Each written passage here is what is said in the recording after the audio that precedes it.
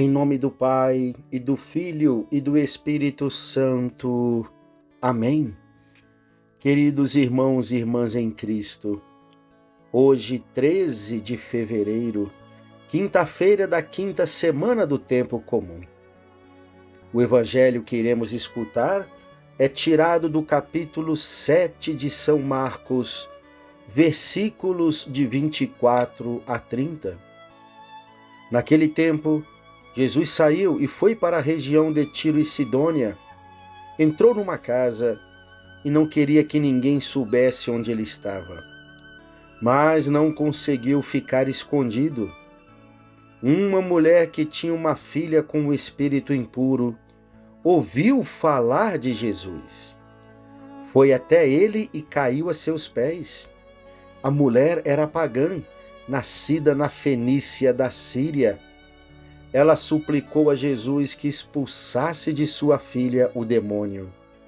Jesus disse: "Deixa primeiro que os filhos fiquem saciados, porque não está certo tirar o pão dos filhos e jogá-lo aos cachorrinhos." A mulher respondeu: "É verdade, Senhor, mas também os cachorrinhos, debaixo da mesa, comem as migalhas que as crianças deixam cair." Então Jesus disse: "Por causa do que acabas de dizer, podes voltar para casa. O demônio já saiu de tua filha." Ela voltou para casa e encontrou sua filha deitada na cama, pois o demônio já havia saído dela. Palavra da salvação. Glória a vós, Senhor. Não convém que se tire o pão da mesa dos filhos e jogá-lo aos cachorrinhos. Uma cena dura de contemplar. A estrangeira, uma mulher sírio-fenícia de uma região pagã, suplica a Jesus que liberte do demônio sua filhinha possessa. E Jesus adia a sua resposta. Antes dos outros, é aos filhos que cabe preferencialmente o pão do céu. De fato, a missão de Jesus se dirigia primariamente ao povo escolhido, aos filhos de Abraão, o povo da primeira aliança. A Sírio-Fenícia, além do mais, era uma impura aos olhos dos judeus. Na Fenícia situavam-se os grandes centros comerciais de Tiro e Sidônia. Ali se fabricava a púrpura, um corante de alto valor, obtido do esmagamento de um molusco abundante naquela região do Mediterrâneo. No litoral, acabavam acumulando-se montanhas de moluscos que haviam sido já descartados, e o mau cheiro era muito forte. Por isso que um judeu considerava as pessoas que habitavam naquela região como pessoas impuras. E some-se a isto o fato de os filisteus, de cultura fenícia, praticarem a prostituição sagrada e adorarem falsos ídolos que acabavam concorrendo com o Senhor Yahvé, o Deus único e verdadeiro de Israel. Temos aí um caldo de cultura pagã, idólatra, suficiente para acirrar a inimizade entre esses dois povos.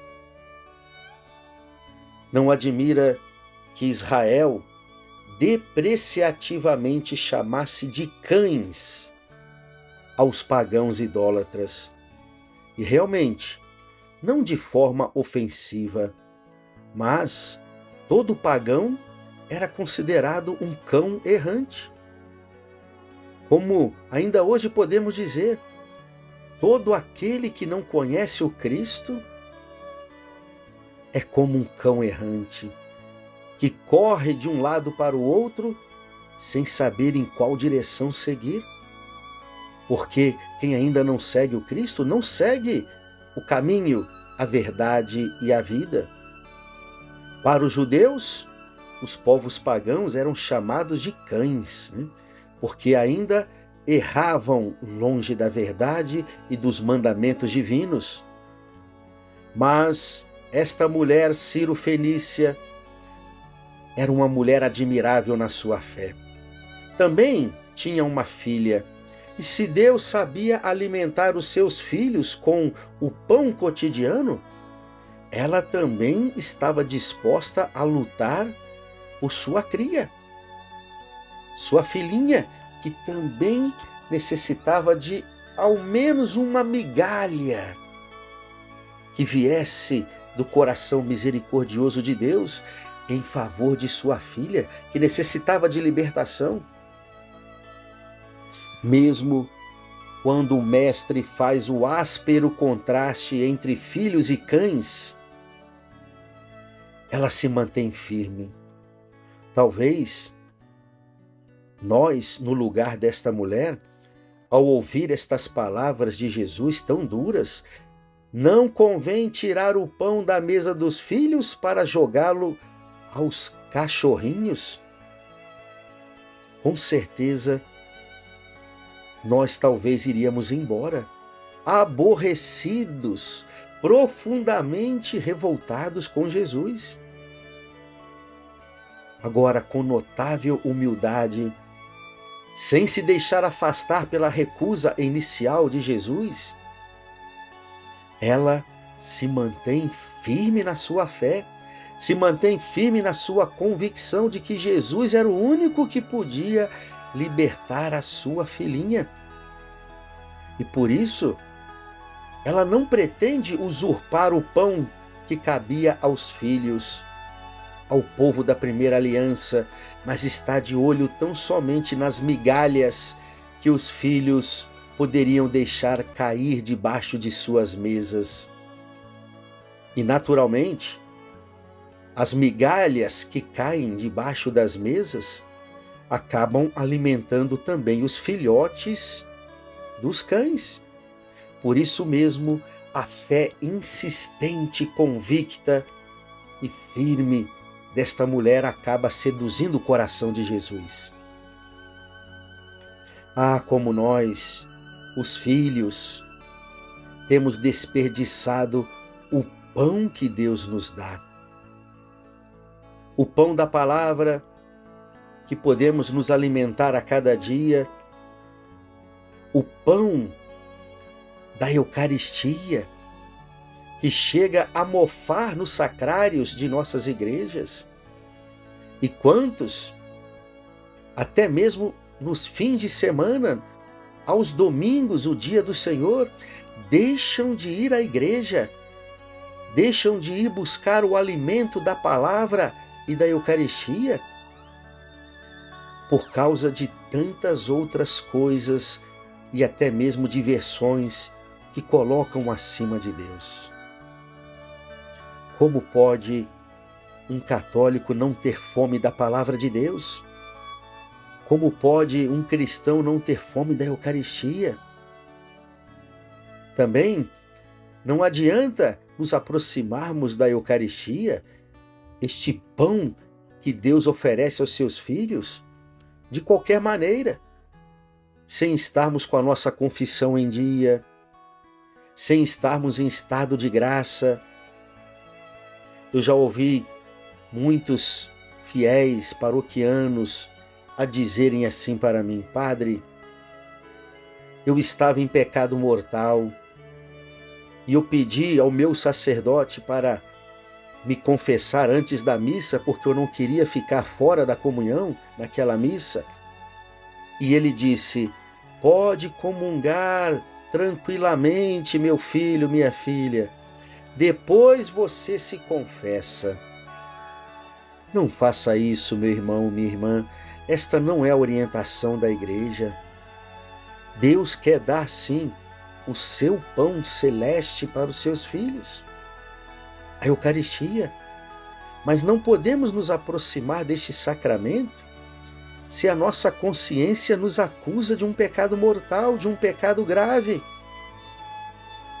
é preciso antes buscar a confissão.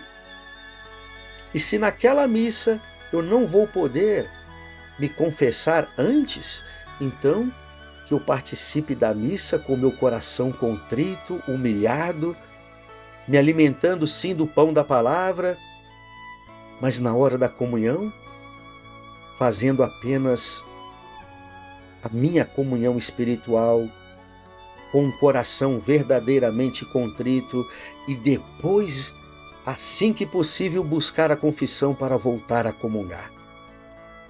Mas nunca comungue se a tua consciência está te acusando de um pecado grave que você cometeu. A Igreja nos oferece em seu patrimônio espiritual o alimento abundante da graça de Deus. Além do pão da palavra e da Eucaristia, temos toda a dispensa dos sacramentos, o baú precioso da vida dos santos, os textos e ensinamentos belíssimos e os comentários bíblicos dos santos padres da Igreja, os documentos do magistério eclesial, os nossos papas, tanto o nosso querido Papa Francisco como os papas que antecederam a ele, já deixaram para nós documentos, cartas, encíclicas, que são verdadeiros alimentos espirituais para nós. Quantos sacerdotes estão aí nas redes sociais, pregando, ensinando a palavra de Deus, o catecismo da Igreja, dando cursos maravilhosos. Ou seja, temos pão em abundância na nossa igreja para nos alimentar. E mesmo assim, os filhos desprezam o pão que o Cristo nos oferece em troca das bolachas tóxicas de inúmeros programas de televisão e de literaturas que, na verdade, não alimentam em nada a nossa fé e o nosso interior. E o uso dos celulares hoje tem sido na vida de muitas pessoas uma janela para que o pecado entre em suas vidas, ou uma porta bem escancarada para que o demônio entre em suas vidas. E Deus, vendo que os filhos desprezam o seu pão, volta o seu olhar para os estrangeiros e faz cair sobre eles o maná do céu, abrindo como que um novo êxodo na história da humanidade. Este Deus que quer que todos cheguem ao conhecimento da verdade e sejam salvos. E nós, será que estamos agindo mesmo como filhos? Será que estamos aproveitando o pão em abundância da graça que Deus nos oferece a cada dia? Frequentamos mesmo a mesa que o Pai preparou para nós? Louvado seja o nosso Senhor Jesus Cristo, para sempre seja louvado. O Senhor esteja convosco, Ele está no meio de nós. Abençoe-vos o Deus Todo-Poderoso, o Pai e o Filho e o Espírito Santo. Amém. Hoje, quinta-feira, um dia especial para fazermos a nossa adoração ao Santíssimo e também rezar pela santificação dos sacerdotes. Não se esqueça disso.